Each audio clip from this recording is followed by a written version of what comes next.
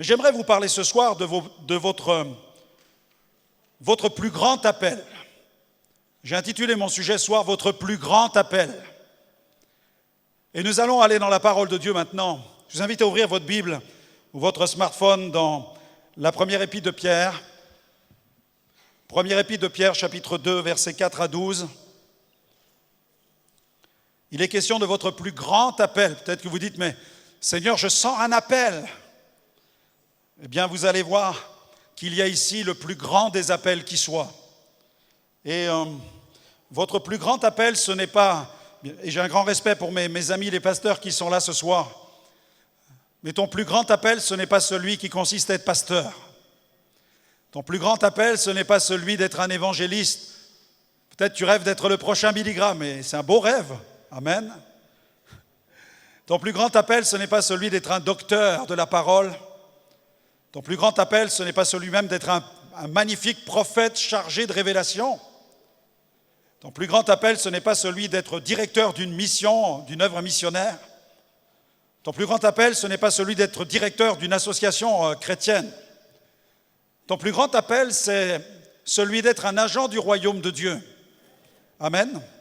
Et dans 1 Pierre 2, chapitre 4 à 12, l'apôtre Pierre nous lance cette invitation, cet appel, et il nous dit « Approchez-vous de lui, pierre vivante, rejetée par les hommes, mais choisie et précieuse devant Dieu.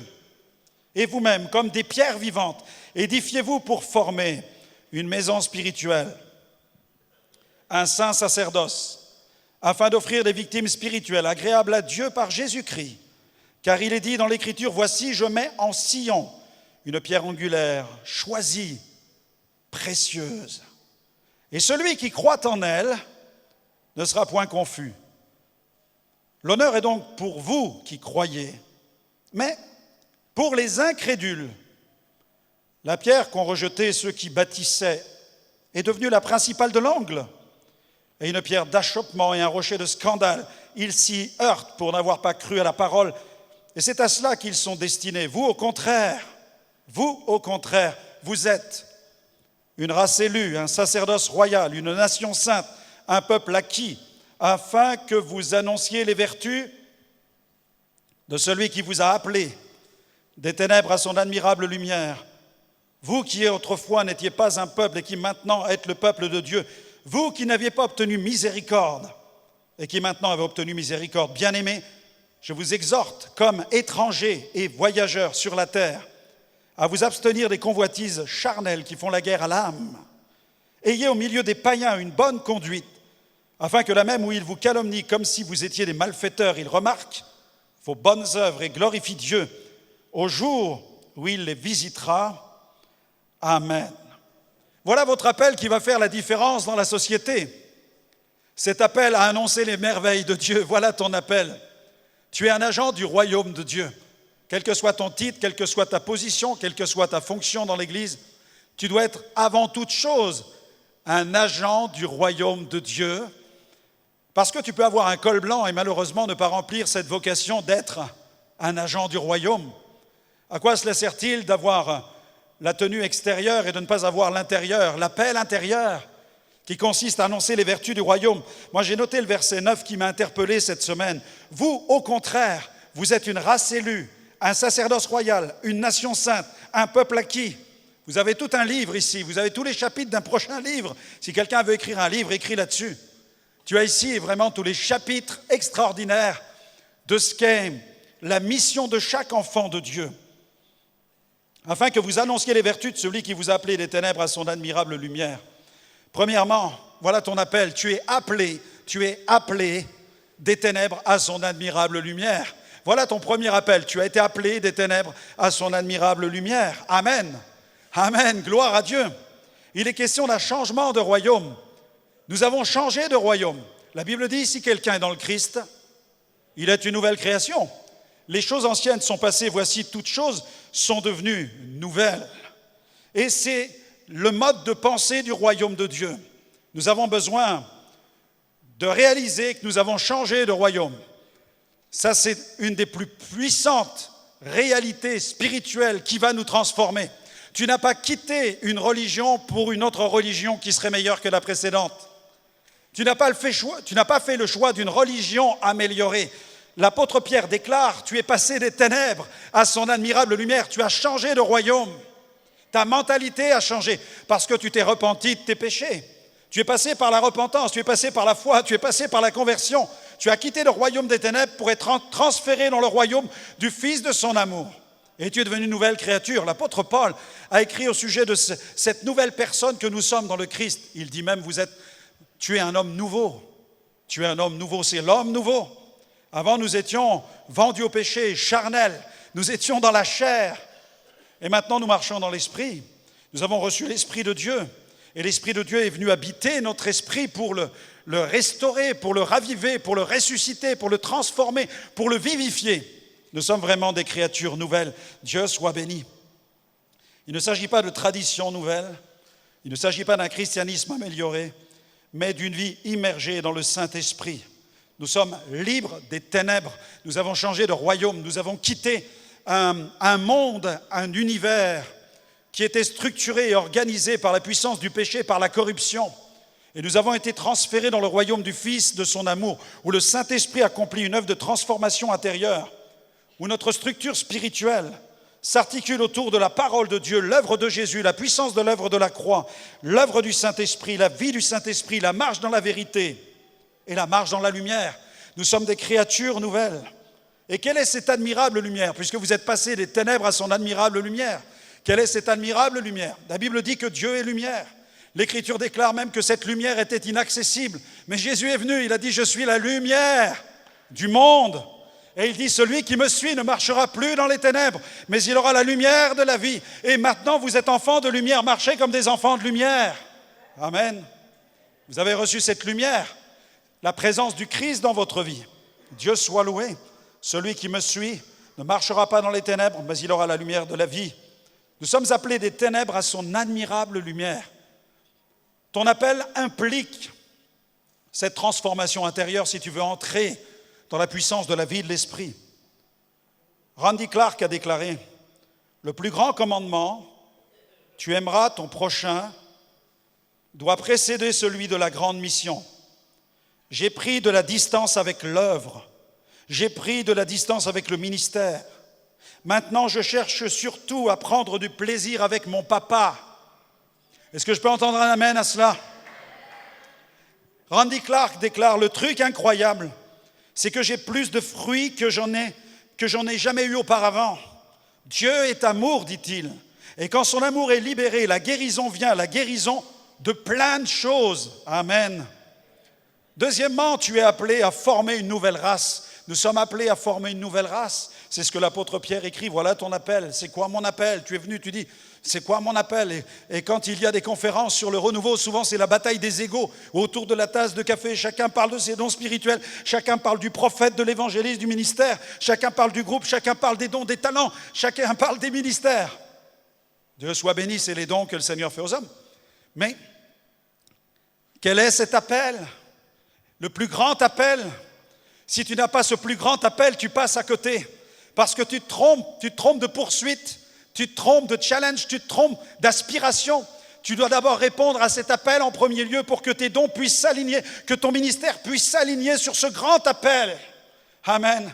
Appelé des ténèbres à son admirable lumière, appelé à former une nouvelle race. Vous êtes une nouvelle race, dit-il, c'est ce que dit l'apôtre Pierre.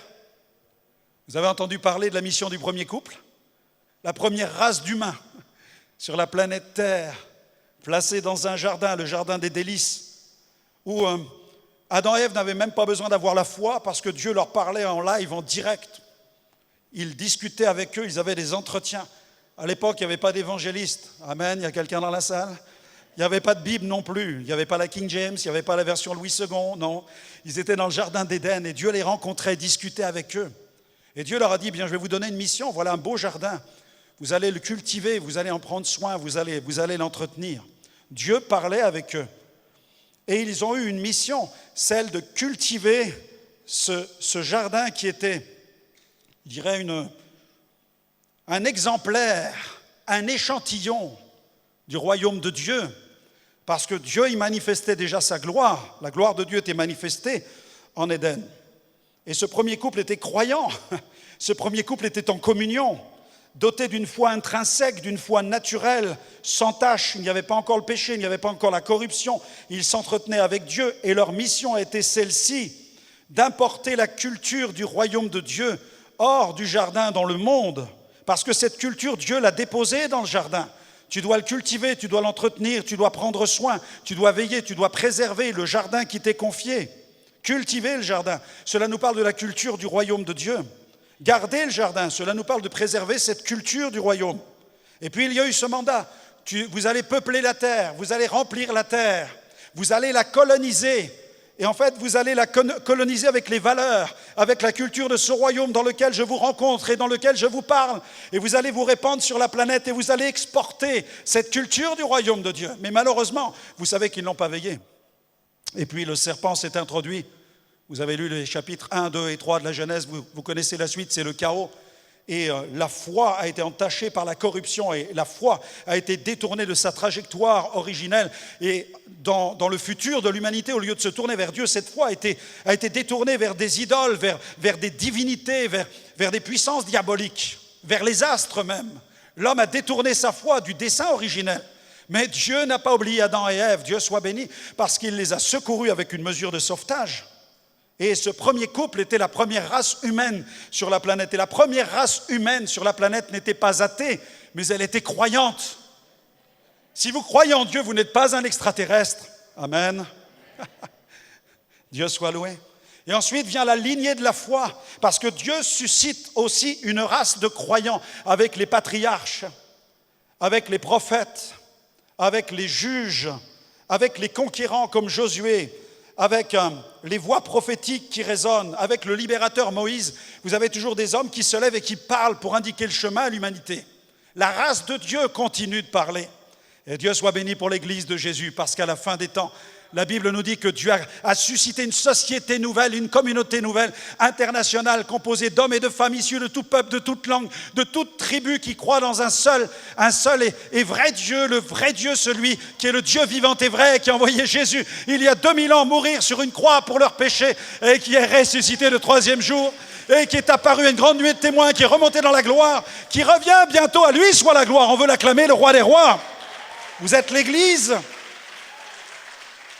Vous êtes une race de Christ. Amen. C'est pas de moi, c'est de Martin Luther King. Alléluia. Et votre mission, c'est la colonisation de la planète. Ce que Adam et Ève ne sont pas parvenus à faire, vous êtes appelés à le faire. Parce que dans votre jardin, le Saint-Esprit est venu faire sa demeure. Et Dieu vous enseigne. La Bible dit que Dieu enseignera à chacun et que chacun deviendra un disciple et qu'il pourra entendre la voix de Dieu et répondre à l'appel de Dieu. Tu es donc appelé à coloniser la planète en exportant sur la planète les valeurs, la culture du royaume du Seigneur. Amen, à Dieu soit la gloire. Tu es appelé à former une nouvelle race. Troisième point, tu es appelé à constituer un peuple acquis. Vous êtes un peuple acquis, c'est ce que dit Pierre. Vous avez vu tout ce qu'il déclare? Tu es passé des ténèbres à la lumière, tu es une nouvelle race, tu es un peuple acquis. Il affirme, il proclame, c'est comme un marteau que Pierre utilise et il frappe avec le marteau sans cesse pour dire « Voici ce que vous êtes ». Pierre n'est pas en train de parler de nos fonctions. Pierre n'est pas en train de parler de nos fonctions. Il n'est pas en train de nous dire « Soyez des bons pasteurs, soyez des bons évangélistes ». Non. Il est en train de nous dire « Voici votre identité ». L'Église a besoin de préserver son identité. Elle ne peut pas remplacer l'identité par les œuvres, ni par les titres ou par les fonctions. Elle doit remplir sa vocation et sa mission, c'est de coloniser la planète en exportant sur la planète les valeurs, les vertus qui appartiennent au royaume de Dieu. C'est ce qui va transformer la société. Et il le fait avec des hommes équipés, prophètes, apôtres, évangélistes, pasteurs et docteurs. Le ministère selon Ephésiens 4 et avec des disciples, agents du royaume de Dieu, qui sont comme des Ananias, animés par le Saint-Esprit et qui vont imposer les mains, qui vont prier pour les malades et qui libèrent la puissance du Saint-Esprit. Amen. Et Dieu veut le faire avec toi. Amen. Il va le faire avec toi. Vous êtes un peuple acquis. Vous avez vu comment Dieu est capable de nous dire que nous lui appartenons. Dieu est capable de le dire avec le sang. Dieu est capable de le dire avec le sang. C'est ce qu'il a fait en Israël. Au moment de la 10e plaie d'Égypte, quand le sang était appliqué sur les linteaux des portes, le sang a parlé. Parce que partout où l'ange exterminateur passait, là où il y avait la marque du sang, eh bien, il ne s'arrêtait pas pour frapper le premier-né de cette maison-là. Par contre, dans les maisons égyptiennes, c'était le désastre, c'était une grande tragédie. Le sang parle, et Dieu a parlé par le sang de Jésus. Le sang de Jésus, il est appliqué sur les linteaux des portes de notre cœur. Nous avons été lavés par son sang, purifiés par son sang, rapprochés du Père par le sang. Nous avons été délivrés par le sang. À celui qui nous aime, qui nous a délivrés de nos péchés par son sang. À lui soit la gloire, justifiés par son sang, déclarés justes devant le Père par le sang de Jésus. Dieu nous a acquis par le sang du Christ. Alléluia. Nous sommes ses enfants acquis au prix du sang. Regardez dans la première épître de Pierre. Première épître de Pierre, chapitre 1er, versets 18 à 20. 1 Pierre 1, 18 à 20.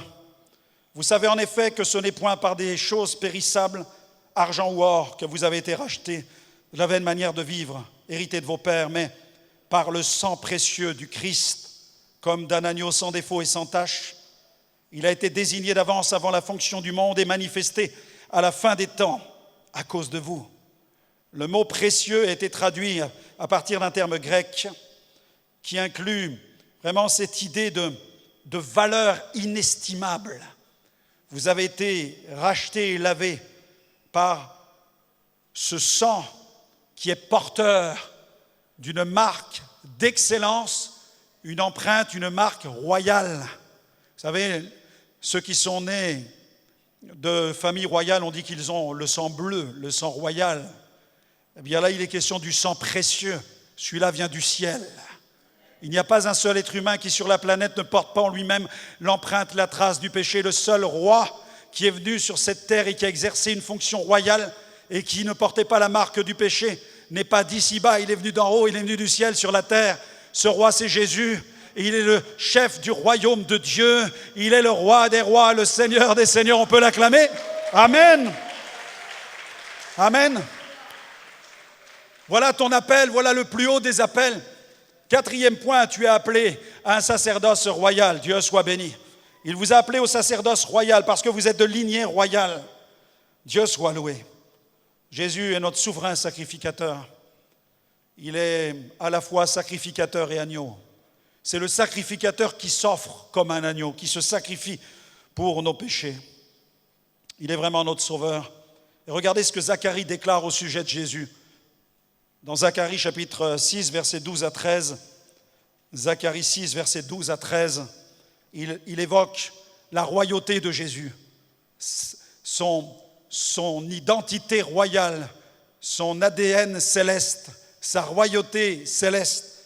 Ainsi parle l'Éternel des armées. Zacharie 6, 12, 13. Ainsi parle l'Éternel des armées. Voici un homme dont le nom est Germe. Germera dans son lieu. Il bâtira le temple de l'Éternel. Il bâtira le temple de l'Éternel. Il portera les insignes de la majesté. Il s'assiera et dominera sur son trône. Il sera sacrificateur sur son trône. Et une parfaite union régnera entre l'un et l'autre. Vous avez ici la description de la divinité royale, de la royauté divine, avec le Père et le Fils. Nous avons cette unité dans la divinité qui est incroyable. Et ce plan qui a été mis au point où le Fils devient le germe, où le germe est planté sur la terre. Si le grain de blé ne tombe en terre et ne meurt, il ne peut porter du fruit. Il fallait que Jésus vienne sur la terre et il fallait que le germe meure pour libérer sa vie et qu'ainsi soit suscitée une maison spirituelle. Vous êtes une maison spirituelle. En Christ, nous formons un sacerdoce royal. Cela signifie que nous sommes les descendants spirituels d'une lignée royale. Tu peux déclarer « Je suis fils de roi » ce soir. Tu peux déclarer « Je suis fille de roi ». Je ne sais pas ce qu'on a dit sur toi. Je ne sais pas ce qu'on a pu prononcer sur toi. Mais je sais ce que tu peux dire sur toi. Tu dois apprendre à déclarer des choses glorieuses sur ta propre vie. Tu dois bénir ta vie. Si tu bénis ta vie avec ce que la parole déclare, tu pourras bénir les autres. Lorsque nous saisissons notre identité, nous pouvons procurer la transformation. Amen. Tu es de lignée royale. Dis-le à ta place. Je suis fils de roi, je suis fille de roi. Et nous formons un sacerdoce royal. Romains chapitre 8, versets 15 à 17. Vous n'avez pas reçu un esprit de servitude pour être encore dans la crainte. Mais vous avez reçu un esprit d'adoption par lequel nous crions « Abba, Père ». L'Esprit lui-même rend témoignage à notre esprit que nous sommes enfants de Dieu. Or, si nous sommes enfants, nous sommes aussi héritiers, héritiers de Dieu et co-héritiers de Christ, si toutefois nous souffrons avec lui, afin d'être glorifiés avec lui. Amen. Vous êtes une maison spirituelle. Regardez ce que Pierre déclare au chapitre 2 dans sa première épître. 1 Pierre chapitre 2 versets 4 à 6. Approchez-vous de lui, pierre vivante. C'est l'appel qu'il nous lance ce soir. Voilà notre appel. Il nous appelle à nous approcher de lui. En Christ, nous formons une maison spirituelle. C'est le saint sacerdoce. C'est le sacerdoce royal. Pas question pour l'Église de laisser une classe de prêtres servir d'intermédiaire entre le peuple et le divin roi. Chaque racheté peut s'approcher du trône de la grâce dans la foi. Amen. Tu n'as pas besoin d'un intermédiaire. Il n'y a qu'un seul médiateur entre Dieu et les hommes, c'est Jésus-Christ le juste, qui s'est offert pour nous sur la croix pour nos péchés. Amen. Tu as autant accès que n'importe quel ministère. C'est pourquoi ne vis pas aux dépens de certains ministères, mais vis dans la dépendance de Christ, vis dans la dépendance de l'autorité de Christ, parce qu'il va pouvoir manifester en toi sa gouvernance, son autorité. Nous sommes appelés de cette manière un sacerdoce royal, nous sommes un peuple d'adorateurs. Regardez dans Romains 12, versets 1 à 2, ce que la parole de Dieu déclare. Jésus disait que le Père cherche des adorateurs en esprit et en vérité. Et Paul nous exhorte dans ce sens-là. Romains 12, versets 1 à 2. Je vous exhorte donc, frères, par les compassions de Dieu, à offrir vos corps comme un sacrifice vivant, saint et agréable à Dieu, ce qui sera de votre part un culte raisonnable. Ne vous conformez pas au siècle présent, mais soyez transformés par le renouvellement de l'intelligence, afin que vous discerniez quelle est la volonté de Dieu, ce qui est agréable, ce qui est bon, agréable et parfait. Amen. Vous êtes un royaume de sacrificateurs. La Bible déclare dans la parole de Dieu, dans l'Apocalypse, chapitre 5, versets 9 à 10, il chantait un cantique nouveau en disant « Tu es digne de recevoir le livre et d'en ouvrir les sceaux. Tu as été immolé, tu as racheté pour Dieu par ton sang des hommes de toute tribu, de toute langue, de tout peuple, de toute nation. Tu as fait d'eux un royaume et des sacrificateurs pour notre Dieu. Et ils régneront sur la terre. » Amen. On continue sur cette déclaration de Pierre. Voilà, quel est ton plus grand appel? Tu es appelé à la citoyenneté. Tu es appelé à la citoyenneté du ciel. Amen. C'est ce qu'il dit. Vous êtes appelés à la citoyenneté. Être citoyen, Miles Monroe a déclaré, être citoyen du royaume est une réalité spirituelle. En tant que croyants, nous avons déjà l'Esprit de Dieu, mais nous avons besoin d'apprendre la mentalité et le cœur de Dieu. Et trop de chrétiens vivent dans l'Église comme s'ils n'étaient pas des citoyens.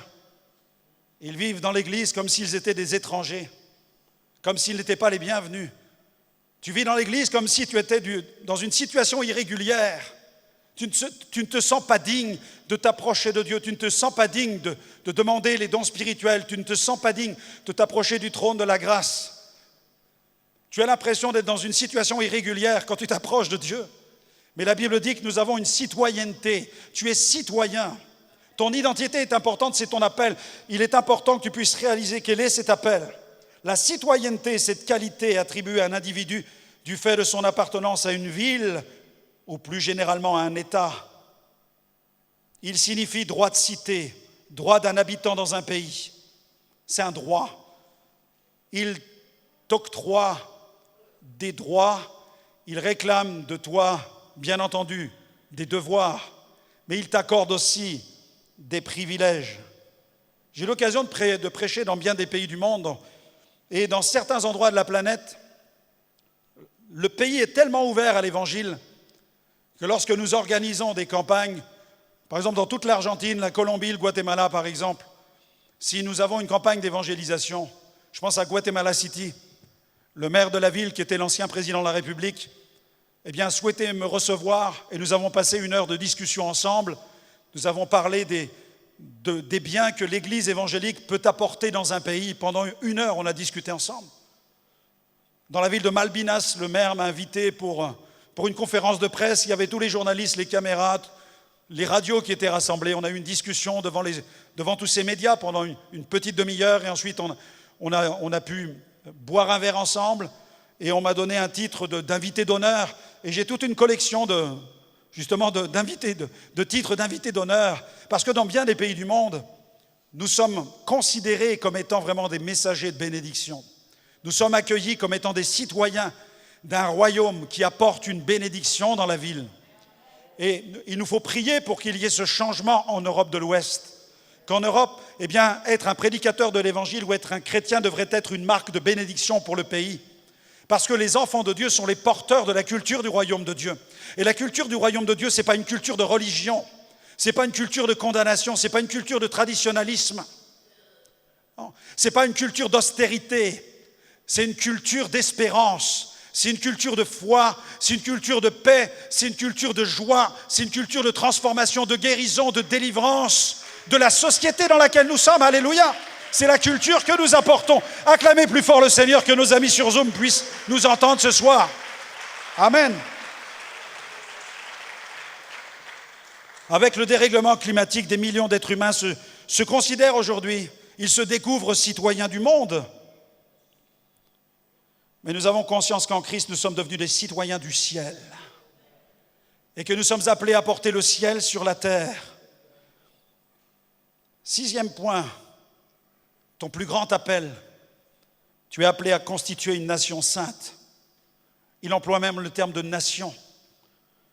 Le régime politique est une des principales caractéristiques d'un peuple. D'ailleurs, sur la planète, vous avez différents modes de fonctionnement qui régissent les régimes ici-bas. Vous avez des régimes dits démocratiques, vous avez des régimes qui sont royalistes, d'autres totalitaires, autoritaires, dictatoriaux. Mais Pierre déclare sur l'Église, il dit de l'Église, vous êtes une nation sainte, vous êtes une nation qui a été lavée, qui a été purifiée, qui a été transformée, qui a été régénérée, qui a été mise à part et consacrée. Vous êtes une nation sainte, mise à part pour Dieu, pas n'importe laquelle.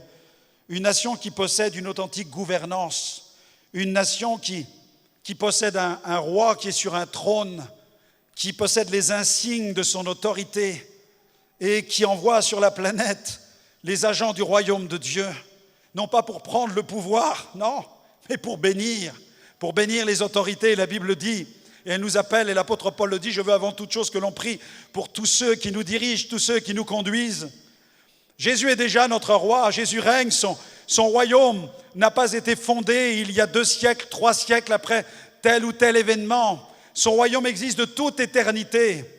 Jésus n'a pas besoin de l'aval de quiconque pour maintenir et préserver son royaume. La Bible dit que son royaume est éternel.